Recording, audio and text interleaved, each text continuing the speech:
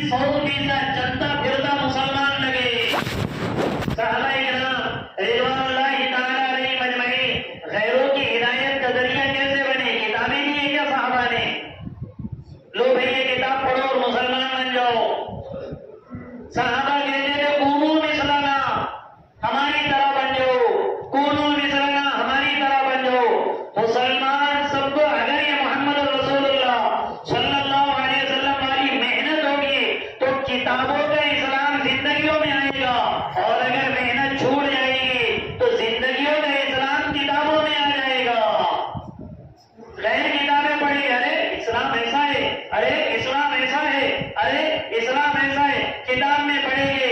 अल्लाह के रसूल सल्लल्लाहु अलैहि वसल्लम ने फरमाया कि जो तिजारत करने के बाद, सौदा हो जाने के बाद ऐब अगर लगे और वो न करे, उसको उसकी चीज वापस कर दे, वो उसको पैसे दे दे, अल्लाह उसके पिछले सारे गुनाह माफ कर देते हैं।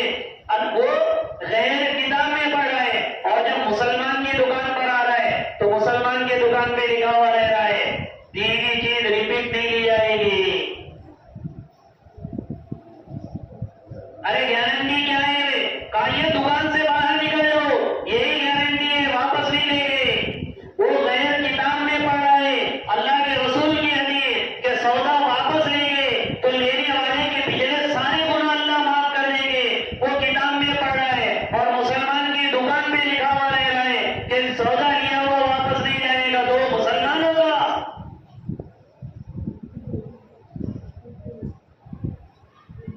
फिक्स रेट है, गरीब हो या अमीर, इस्लाम में बताया जा रहा है जरूरत देख के पैसा लो। मुसलमान लिख रहा है फिक्स रेट है। जो किताबों में गैर पढ़ रहा है वो मुसलमान के अमल से गैर नहीं हो रहा है, तो खास मुसलमान होगा गैर। तो 50 किताबें उसे पढ़ने के लिए दे दो, वो अमल में नहीं नजर आ रहा है, तो मुसलमान कैसे होगा? मुसलमान तो दूर की बात, रहता हुआ मुसलमान मुर्तद हो रहा है। दीन की मेहनत न होने की वजह से इर्तिदाद की ऐसी हवाएं चल रही है और लोग ऐसे माशरत की लाइन से मुर्तद हो चुके हैं। मुसलमान की शानियां देखो, माशरत की लाइन से मुर्तद हो चुका है मुसलमान। शानियां देखो कैसी करता है, कारोबार देखो कैसे करता है, मामलात देखो कैसे करता है।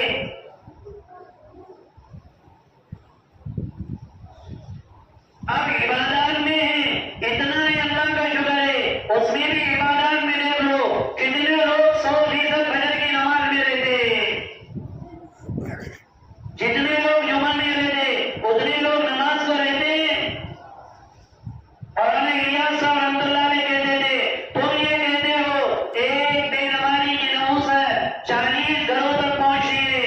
मैं तुमसे ये कहता हूँ, मौलाना इलियास साहब रहमतुल्लाह अलैह कहते थे एक बेनमाजी की नहुसत 40 गांव तक फैलती है। बाप नमाजी है तो बेटा भी नमाजी है, बेटा नमाजी है तो बाप भी नमाजी है, बीवी नमाजी है तो शोहर भी नमाजी है, शोहर नमाजी है तो बीवी भी नमाजी है। एक घर में जब इतने बेनमाजी बन गए तो फिर नहुसत का बम का अड्डा बन जाएगा उसका घर। नहुसत की बारूद का अड्डा बन जाएगा उसका घर। जब घर में बेनमाजी इतनी है, घर में सुन्नतें इतनी जबा हो रही है, घर में मेरा इतना इर्तिदाद तेजी से फैल रहा है, घर के बाहर की जिंदगियां कैसी पनपेगी वो अल्लाह ही बेहतर जानता है।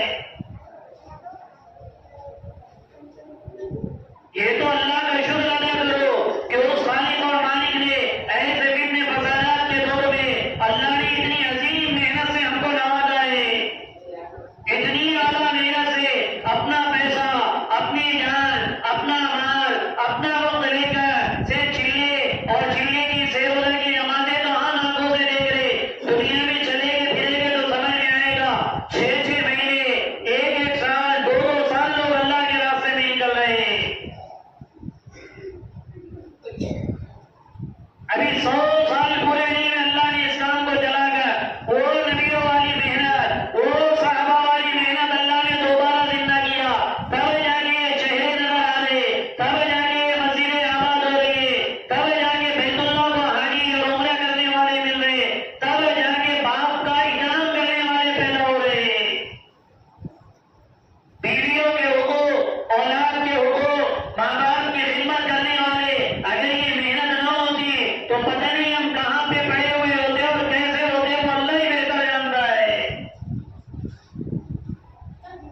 मौलाना इलियास साहब और उनके खानदान वालों के अल्लाह करोड़ों रहमतें नाज़िल फरमाए।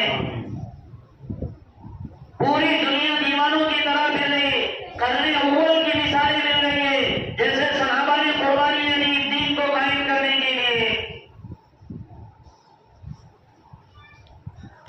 एक आवाज मस्जिद नबी से लगाई जाती थी, या कहीं अल्लाह इरकदी बैला सवाबिल्लाहि अज़ली, ऐ अल्लाह की जमात, अल्लाह के दीन का तकाज़ा है, तुमको चलना है। रात में आवाज लगी तो सुबह नहीं किया, सुबह में आवाज लगी तो शाम नहीं किए। एक तरफ थी अल्लाह के रसूल को मुतवासिल अल्लाह कान दाइमल फिक्रती लैसा लहू रहा, बेचैनी थी अल्लाह के रसूल को कि कैसे दीन कायम हो जाए, कैसे जहन्नम में जाने वाला इंसान जन्नत में जाने वाला बन जाए। मुताबिक इब्न शकीर रज़ियल्लाहु तआला अन्हु कहते, मैं अल्लाह के रसूल सल्लल्लाहु अलैहि वसल्लम के करीब से गुजरा, वलियौबिही अदीरुन का अदीरिल बिजली, अल्लाह के रसूल के सीने से हांडी में गोश्त पकने में जैसी आवाज आती, वैसे अल्लाह के रसूल के सीने से आवाज आ रही थी। क्या हार्ट अटैक की बीमारी थी? दिल कमजोर हो गया था? सिर्फ ये तरफ थी। ये सहाबी कह रहे, खुद अल्लाह के रसूल नहीं बता रहे, ये सहाबी कह रहे कि इतना गम था अल्लाह के रसूल को इस उम्मत का, इसलिए ताइफ में कुर्बानियां दी, ओहुद में कुर्बानियां दी, ताइफ में पत्थर खाए, ओहुद में गिरे, उसके बावजूद कह रहे अल्लाहुम्मा इग़फिर लिक़ौमी फ़इन्नहुम ला यअलमून, अल्लाह ये जानते नहीं है, इनकी हिफाजत फरमा, इन्हें माफ फरमा। एक एक से कह रहे, एक एक को अल्लाह की अना आखिरुम बिहुजरिकुम अनिन नार, यही फिक्र अल्लाह के रसूल की सहाबा में मुंतकिल हुई। इसलिए दीन का एक जुज़ भी अगर मिल जाता था तो सहाबा उसके लिए अपनी जान देने को तैयार होते थे। अल्लाह माफ करे, मेरी बेटी, मेरा बेटा, मेरी बीवी, मेरे माँ बाप दीन को ज़बा कर देते हैं, लेकिन कान पे जू भी नहीं देखती कि इसने कितना बड़ा जुर्म किया है, क्योंकि इस दीन के खातिर लगा कुछ नहीं है, कुर्बानियां नहीं दी। मौलाना इलियास साहब रहमतुल्लाह अलैह कहते थे, मेरा ये काम उस बेवा औरत के रोने की तरह है जिसका नौजवान बेटा उसकी आंखों के सामने मर जाए। औरत बेवा हो, शोहर इंतकाल कर गया हो, एक नौजवान इकलौता बेटा उसका सहारा है, और ऐन जवानी में वो बेटा मर जाए तो वो मां कैसे बिलक बिलक के रोएगी। मौलाना इलियास साहब रहमतुल्लाह अलैह कहते थे, मेरा काम भी उस बेवा औरत के रोने की तरह है। अल्लाह के रसूल सल्लल्लाहु अलैहि वसल्लम ने ऐसी फिक्र मुंतकिल की थी, एक चीज का मिटना रवा नहीं था, आप दुनिया से पर्दा फरमा गए। 3 दिन और 3 रातें गुजरी,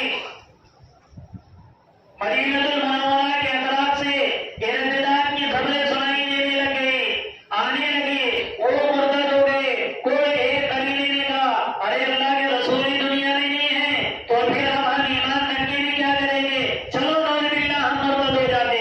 एक कबीले वाले ने कहा, ठीक है हम मुसलमान तो रहेंगे लेकिन ज़कात नहीं देंगे।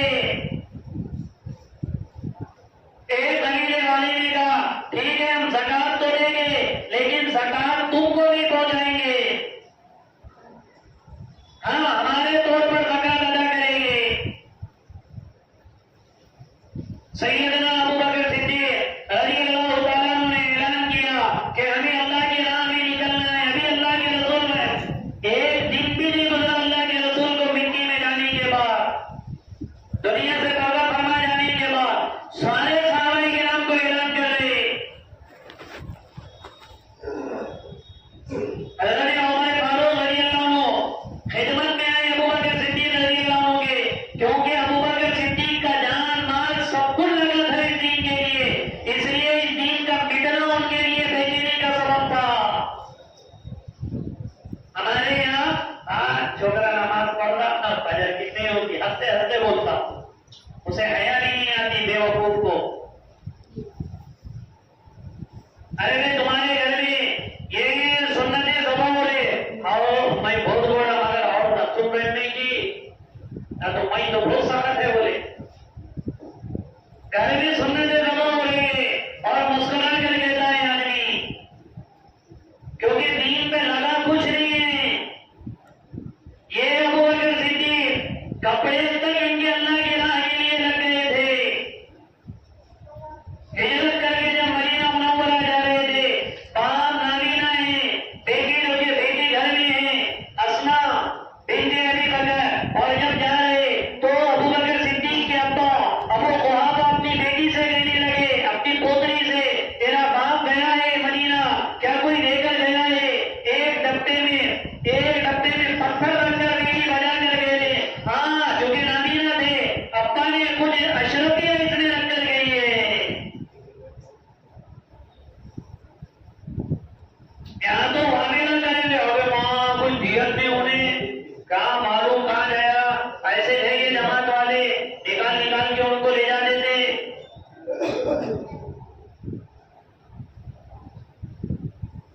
सन 9 हिजरी में ग़ज़वे तबूक के मौके पे अल्लाह के रसूल सल्लल्लाहु अलैहि वसल्लम ने फरमाया, लो माल खर्च करो, सब नहीं लाया। हज़रत उमर ने अपने घर का आधा माल लाए।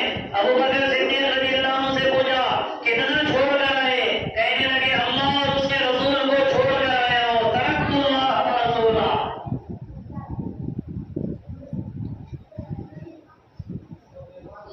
जब दीन में कुछ लगता है तो उसकी कदर आती है।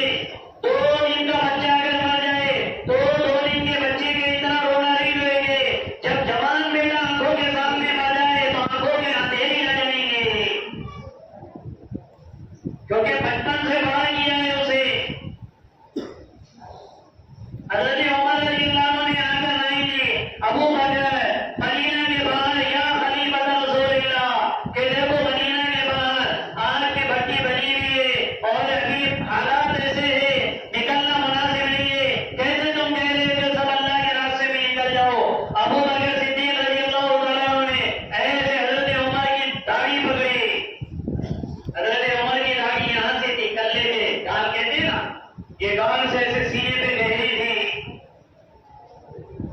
ऐसे दाढ़ी पकड़े और अबू बकर सिद्दीक रज़ियल्लाहु अन्हु ने सीने पे घूंसा मारा और कहने लगे, तुझसे मुझे उम्मीद थी तू भी मेरा साथ छोड़ रहा है।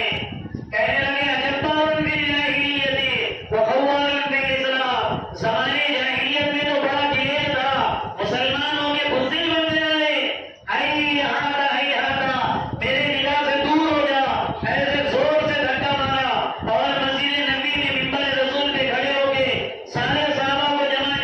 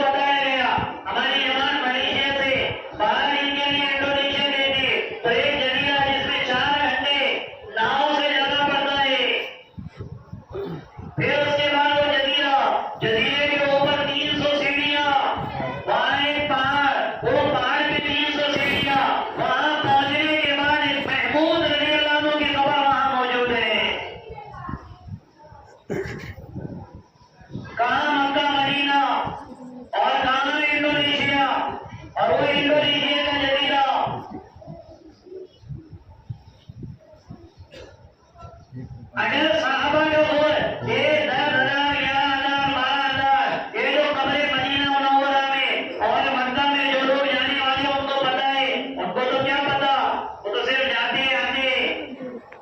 एक जन्नतुल बकील गरबत में हमारे उस्ताद बता रहे थे ये तारीखी रिवायत है कि 10,000 साहबा की कब्रें होंगे, वरना सिर्फ चंद गिने चुने नाम ये जो वहां नजर आते हैं। बाकी साहबा सारी दुनिया में चले गए। आप अंदाजा करो बैतुल्लाह के एक नीकी गली का अजर कितना है? अरे मक्का में बैतुल्लाह में एक नीकी गली का अजर कितना है? अरे एक नीकी का अजर कितना है? 1,00,000। कितना है? बैतुल्लाह में एक नीकी करने का अजर कितना है? 1,00,000। और मस्जिद नबी में एक नीकी करने का अजर, अरे उसका आधा बोल दो ना, 50,000 है। वहां 1,00,000 एक नीकी का अजर, यहाँ एक मदीना में एक नीकी का अजर। तो फिर साहबाए किराम ने 1,50,000 को छोड़कर मुल्कों में क्यों गए?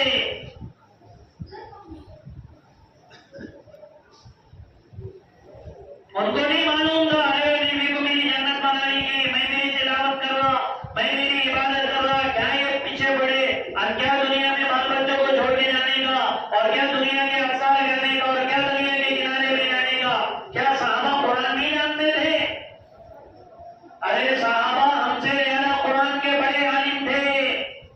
उन्हीं के सामने वही उतरी, उन्होंने अल्लाह के रसूल को देखा, सब कुछ अल्लाह ने उनको कुरान में वकुल्लु वअदल्लाहु हुस्ना, हर सहाबी को अल्लाह ने कहा है कुरान में तो जन्नत दिए, फिर क्यों मुल्कों में जा जाके उन्होंने कब्रें बनाई?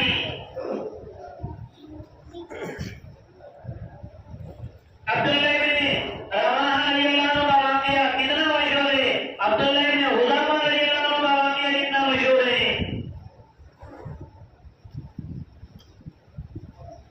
खुतबे में खड़े खड़े अल्लाह के रसूल की निगाह पड़ी और अब्दुल्लाह इब्न रवाहा रज़ियल्लाहु अन्हु से कहा, हे इब्न रवाहा, जो जमात सुबह में चले गए तुम वो जमात के साथ नहीं गए? अब्दुल्लाह इब्न रवाहा रज़ियल्लाहु अन्हु कहने लगे, मुझे शायद ये उम्मीद है कि शायद अल्लाह इस सफर में मेरी रूह कब्ज़ कर लेगा, मुझे शहादत दे देगा, इसलिए मेरी तमन्ना ये हुई कि मैं मस्जिद नबवी में जुमा पढ़ूं, आपके इब्तिदा में पढ़ूं और फिर उसके बाद यहाँ से निकल जाओ।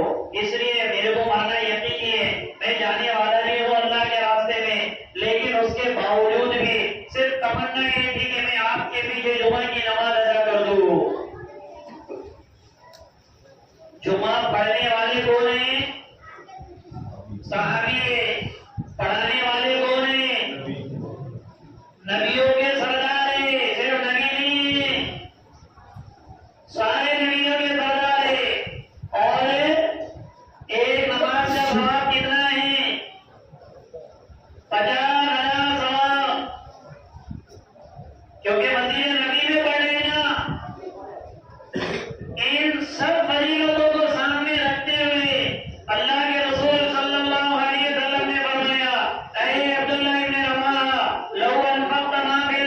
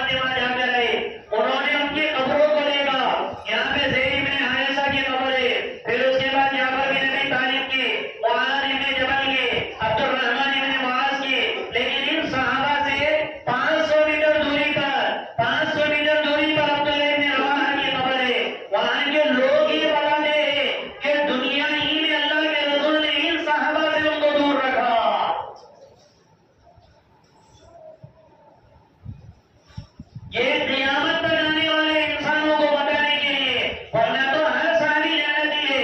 दुनिया के सारे बड़े बड़े अल्लाह वाले एक तराजू में रख दो और सिर्फ एक अदना साहबी एक तराजू में रख दो, वो साहबी वाला तराजू झुक जाएगा। साहबी का कोई मुकाबला नहीं कर सकता।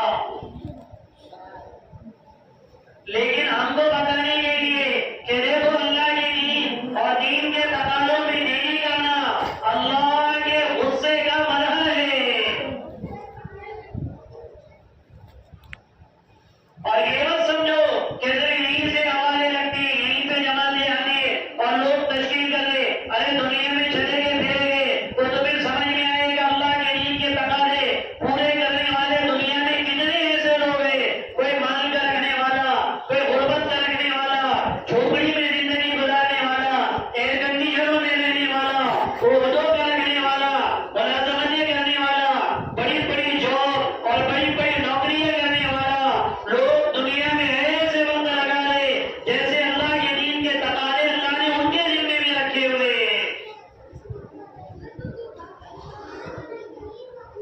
ये तो हमारी हिलवा नसीबी है। मैं ये जा रहा हूँ, मैं अल्लाह के दीन के तकाज़े पूरे करूंगा। मेरी दुकान कैसे चलेगी, मेरी नौकरी का मसला है, मेरे घर बार का मसला है, मेरे तिजारत कारोबार का मसला है, खेती बाड़ी को कौन देखेगा, ये कहाँ से लाए तुमने, अल्लाह करने वाले, अपन नहीं करेंगे तो कौन करेगा, कहाँ से लाए हैं तो कौन करेगा। फिर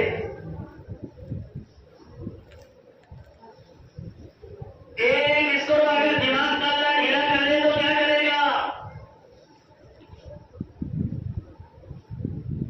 जिम्मेदारी अल्लाह ने डाली है, इसलिए नबियों के सिलसिले को अल्लाह ने बंद किया है। अंबिया अलैहिस्सलाम के सिलसिले को अल्लाह ने क्यों बंद किया, वरना ज्यादा तो शुरू में नबी की जरूरत नहीं है क्या। अरे भाई शुरू सब माशाल्लाह तुम सब अल्लाह वाले हैं, मगर दूसरे कोई और होंगे ना, गुनाहगार जितने हो गए, उनको जरूरत है कि नहीं नबी की। लेकिन क्यों अल्लाह ने नबी को भेजना बंद किया। ये मेरे और आप पर एतमाद करके कि ये मेहनतें करेंगे, ये नबियों वाला काम करेंगे, ये नबियों वाला दर्द रखेंगे, ये नबियों वाला गम रखेंगे, ये तड़पेंगे, ये मानेंगे, ये रोएंगे अल्लाह के सामने, ये एक एक की दाढ़ी ठुड्डी में हाथ डालकर उन्हें अल्लाह के घर में लाएंगे, मस्जिदों को आबाद कराएंगे, घर के अंदर जिंदारी लाएंगे, मुल्कों के तकाज़े ये लोग पूरे करेंगे। इस एतमाद पर अल्लाह ने नबियों के दरवाजे को बंद किया है और ये उम्मत गम्मत खा रही है। और वो काम बहुत अच्छा है, मत मैं नहीं जाऊंगा, मेरे पीछे तकाज़े हैं, मैं घर का बड़ा है, मुझे खेती बाड़ी भी देखना पड़ती। और ऐसे तुमको कब्रिस्तान में जाकर देखो 50 तुम्हें ऐसे मिलेंगे जो कहते थे मैं है तो कोई नहीं, ऐसे 50 की खबरें तुम्हें मिलेगी जो कहते थे मैं है तो पेट चल रहा है, मैं नहीं रहा तो दुकान कैसे चलेगी। अल्लाह न करे धड़ाम से गिरे पेट पे आ गए तो 2 महीने अगर पेट पे निकालेंगे तो दुकान कैसे चलेगी। अल्लाह न करे कभी ऐसा हो। खेती बाड़ी देखना पड़ती है और खेती बाड़ी कुछ अल्लाह न करे 19-20 हो जाए तो क्या है। लॉकडाउन 6 महीने का लॉकडाउन लगा था, 6 महीने में अल्लाह ने मारा किसी को भूख की वजह से। गैर तो मारे फांसियां ले लेंगे, लेकिन कोई मुसलमान मरा है। अगर मरा भी होगा तो गैरों में उठने बैठने की वजह से मरा होगा, वरना हर मुसलमान का अल्लाह का अकीदा और यकीन है अल्लाह की जात पर। पालने वाले कौन है, इसलिए अल्हम्दुलिल्लाह रब्बिल आलमीन कहते हैं पहली मर्तबा। मालूम ही नहीं हम किस चीज से इकरार कर रहे हैं।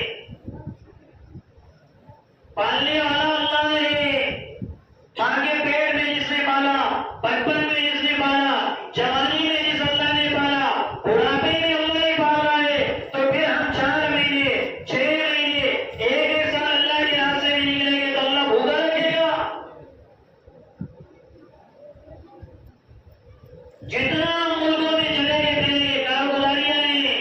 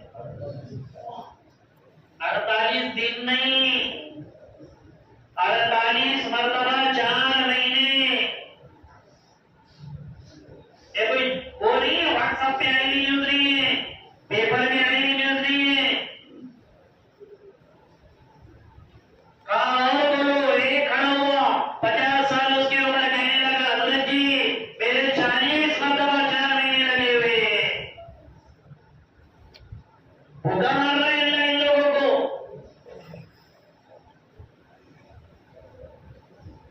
मुल्कों में जब चलेंगे फिरेंगे ऐसे ऐसे लोग कुर्बानियां देने वाले तुम्हें मिलेंगे। एक एक साल की जमात, 7-7 महीने की जमातें पैदल चल रही है अफ्रीका के जंगलों में, भयानक जंगल। आपको इसका अंदाजा नहीं है कि अफ्रीका के जो जंगल है वहां पे आदमखोर दरख्त है। आदमखोर दरख्त समझते हैं? ऐसा कोई आदमी अगर वो दरख्त के पास ऐसा पत्ता लेता है पान के पत्ते की तरह, अगर वो वहां पर आदमी जाकर खड़ा हो गया, वो पत्ता इस तरह लपेट देता है, पूरा इंसान का खून चूस लेता है, उसकी रूह जब तक नहीं निकलती जब तक पकड़े लेता, जैसे खून पूरा चूस लेता है वो दोबारा ऐसा भूल जाता है। ऐसे कारगुजारियां जमातों से मिली है।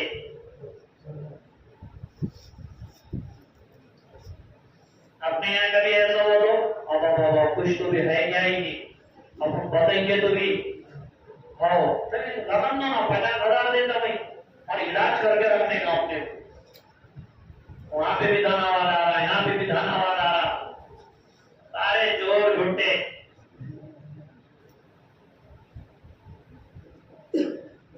ऐसी जमातें अफ्रीका के जंगलों में चल रही है। 7-7 महीने, 6-6 महीने पैदल जमाते, सिर्फ रोक दिया जा रहा है तुम्हें इस मुल्क में जाना है। 2009 में हम उम्रे पर थे, इंग्लैंड के हामिद पटेल साहब वो उम्रे में तशरीफ लाए थे, हम हमारे बड़े हजरत के साथ में थे। उन्होंने कहा एक जमात मक्कतुल मुकर्रमा की जमात रवाना हो रही थी अफ्रीका के एक जजीरे में, तो हामिद अहमद पटेल साहब कहने लगे ये जमात अरबों की एयर कंडीशनों में रहने वाले, शहजादों की तरह जिंदगी गुजारने वाले, खाने पीने में मुर्ग मुसल्लम खाने वाले, ये अफ्रीका के उस जजीरे में जा रहे थे जिस जजीरे में चावल धूप की तपिश से रेत में डालकर बनाए जाते थे। ऐसे वो चावल को कच्चे कर देते और कच्चे करके उसको लपेट देते और रेत में डाल देते, रेत उसके ऊपर डाल देते। धूप की तपिश इतनी खतरनाक होती थी कि वो उसके अंदर चावल पक जाते।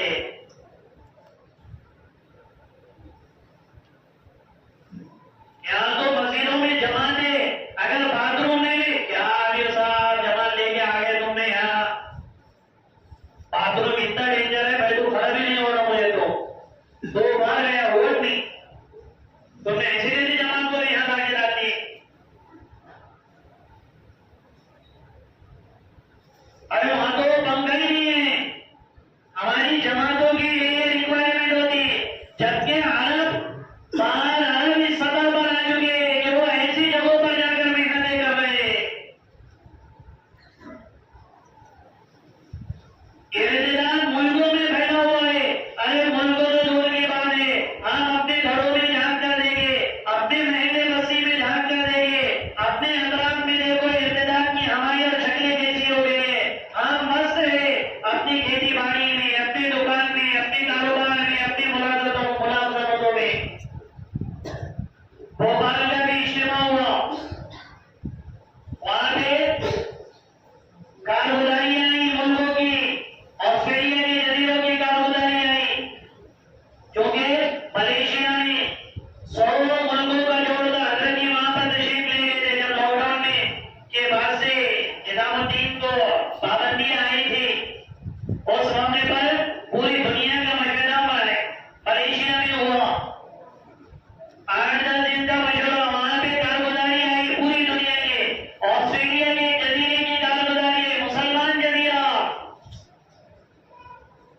पहले था, अब इर्तिदाद की हवाओं ने घेर दिया, तो कहने लगे जमात, वहां के दूसरे मुल्क वाले कारगुजारी सुना रहे थे, हमारी जमात वहां चलते चलते कब्रिस्तान में पहुंचे, तो वहां के रहबर से हम कहने लगे कुछ कब्रों पे हमें लाल झंडे नजर आए, कुछ कब्रों पे लाल झंडे।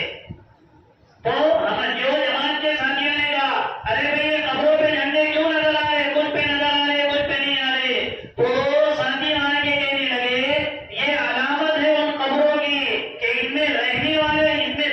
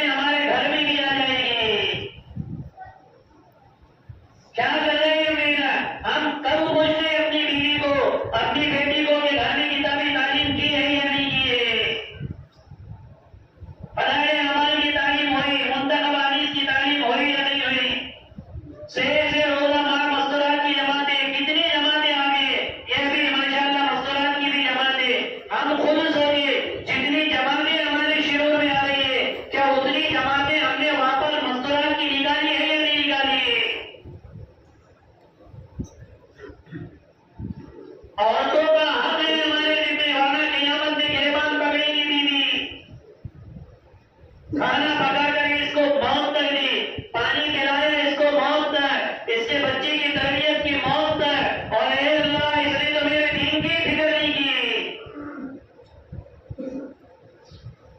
छोटे छोटे बच्चों की तरबियत, जब घर का माहौल किताबी तालीम न होने की वजह से बिगड़ेगा तो औलाद में कैसे ईमानदारी रहेगी। हया किसको कहते, पर्दा किसको कहते, शर्म किसे कहते। अगर मेरी बेटी, मेरी बीवी, मेरी माँ को, मेरी बहन को पता नहीं रहेगा तो दुनिया में गुनाह जन्म लेना शुरू कर देंगे। इन्हें अल्लाह के रास्ते में लेकर फिरो। अस्सलाम की जमातें दुनिया में कहां कहां नहीं जा रही है। और जब जमाते अभी हमारे 4 महीने पहले हमारी जमात मां अस्सलाम चिल्ले की कश्मीर गई थी। जब जमाते जाकर आती है तब समझ में आता है कि काम की सतह क्या है। ताकि नापाकी के मसाइल का भी पता नहीं होता है मस्तूरात को।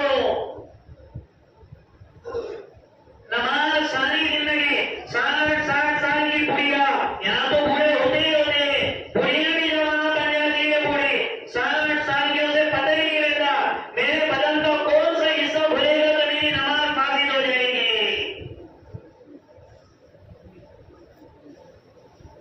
सारी हमारी मावियत बिगड़ी है। बुनियादी वजह उसकी है कि हमने अल्लाह के दीन और दीन की मेहनत को छोड़ दिया। समझते दीन यूं ही जिंदगी में आएगा, यूं ही दीन में। अरे खेती लहरा आती नहीं जब तक के मेहनत न करे, दुकान के तिजारत का नफा नहीं मिलता जब तक के मेहनत न करे। अल्लाह का इतना बड़ा दीन मेरी जिंदगी में, मेरे घर वालों की जिंदगी में, मेरे महल्ले बस्ती वालों की जिंदगी में बिगैर मेहनत क्या आ जाएगा।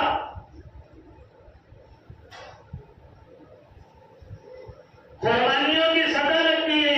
4 महीने, 8 महीने हम खूब मेहनतें करें, दुनिया की फिक्रें करें, लेकिन अपनी जिंदगी में 4 महीने हर साल ये तय कर दो। अपने जिले में ऐसे कई लोग हैं। अभी हम मोमिनाबाद में थे, अभी जोड़ जो हुआ मोमिनाबाद के जोड़ में थे, मजे गांव के जोड़ में 6-6, 8-8 जमातें 4-4 महीने की बनी है। अब 4-4 महीने की आवाज निजामुद्दीन से फिर 4 महीने की आवाज, क्योंकि उम्मत को सदा पर लाना है। इस सदा पर मोहम्मद रसूलुल्लाह सल्लल्लाहु अलैहि वसल्लम ने इस उम्मत को छोड़ा था। वो सदा बिगैर साल के 4-4 महीने लगे हुए आएंगी नहीं। कुर्बानियां देना पड़ेगी। मिजाज के एतबार से मानो दौलत अल्लाह ने दिया है, पैसा ही अल्लाह की अमानत है। खर्च करो इसे अल्लाह की राह में। 2000 रुपये की जमात, 8000 रुपये लाके कितने। ये दिल्ली की एक जमात की वापसी हुई, कारगुजारी निजामुद्दीन में हो रही थी। वो विशाखापट्टनम काम करके आई। उनसे कहा गया भाई इज्तिमाई खर्च कितना हुआ तुम्हारा। तो जमात ने कहा कि पूरे जिले में 2000 रुपये लगे। कितने लगे। तो फिर कारगुजारी लेने वाले मौलाना ने कहा इंफरादी कितना खर्च हुआ। तो कहने लगे हमारा इंफरादी किसी का 60,000, किसी का 80,000, किसी का 70,000 खर्च हुआ। अल्लाह की राह में निकल कर खर्च करो।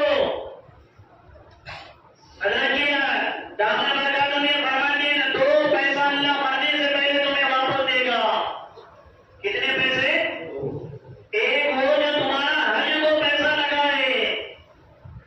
हज जिसने करके आया, 1 लाख रुपए में किया, 2 लाख रुपए में किया, 10 लाख रुपए में किया, जितना हज को पैसा लगा अल्लाह मरने से पहले वो हज का पैसा वापस लौटा देगा। और एक अल्लाह की राह में खर्च किया हुआ पैसा, आगे जो हमारी जमाते जाती है कितना खर्च है। चलो 5,000 खर्च है, 5,000 तो खर्च है, लेकिन साथ में 10,000 लो। इंफरादी 20,000 लो, 40,000 लो, 50,000 लो। जहां पर भी जाए वहां दावतें करो, वहां खर्च करो, वहां इस्तेमाल करो, ताकि लोग अल्लाह की राह में तुम्हारी जमातों से निकले। और जितना आगे शादी रहने दो घर में, कितना जमा जमा के जमा जमा, शायद कोई अल्लाह का बंदा ऐसा होगा जो ये कहता होगा अरे मैंने 1-1 रुपया जमा के 10,000 रुपये इसलिए जमा किए कि 4 महीने अल्लाह के राह में जाना है। दुनिया की जरूरतें आने दो, आने इधर से उधर पूरा कर देता है। इसलिए याद रखो ये जान और माल अल्लाह ने जन्नत के बदले में खरीद लिया है। इन्नल्लाह अश्तरा मिनल मुमिनीना अनफुसहुम व अमवालहुम बिअन्न लहुमुल जन्नह। जन्नत के बदले में जान और माल ये हमारी अमानत है अल्लाह की, अल्लाह ने खरीद लिया है। अबू बकर सिद्दीक रज़ियल्लाहु तआला अन्हु के पास उनके पास से एक आदमी ने कपड़ा लेकर गया, फिर दोबारा वापस ला कर दिया, कहने लगा हे अबू बकर मुझे ये कपड़ा नहीं चाहिए, इसमें ऐब है। अबू बकर सिद्दीक रज़ियल्लाहु अन्हु ने कपड़ा लेकर रख दिया, लेकिन आंखों से आंसू आने लग गए।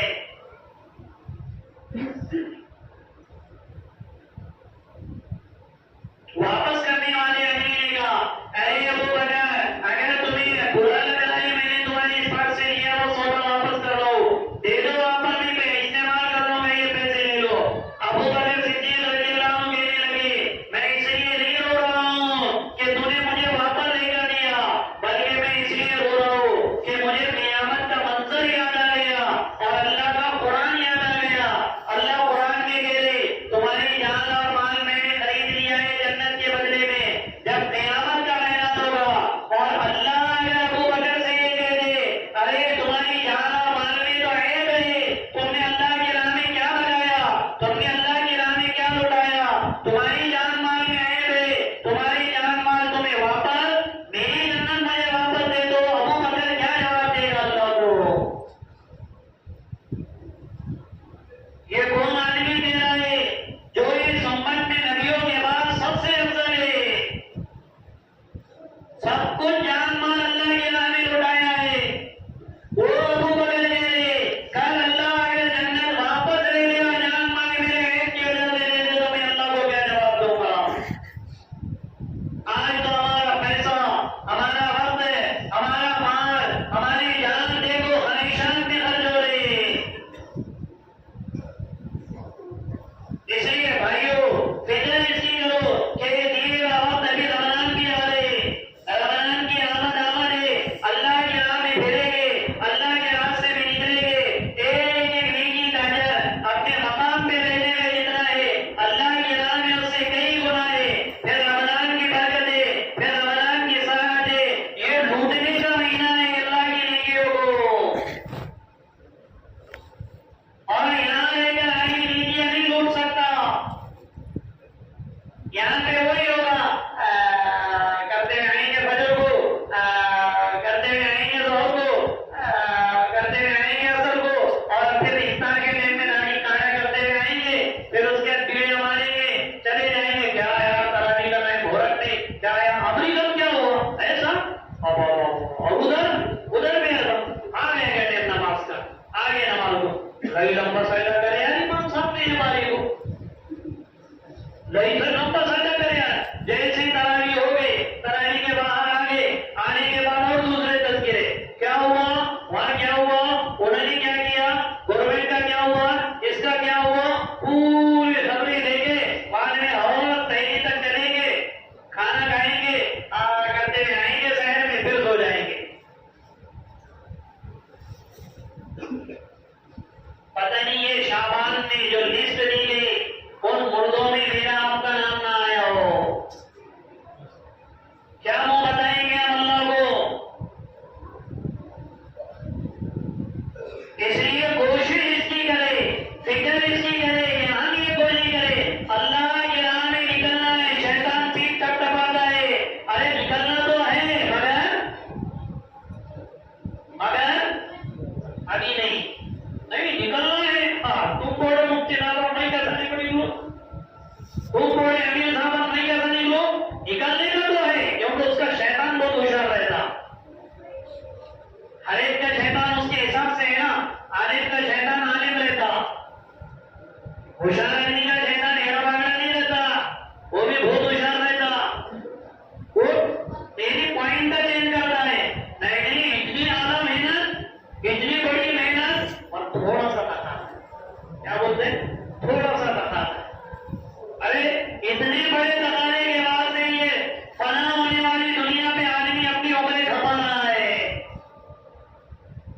इसलिए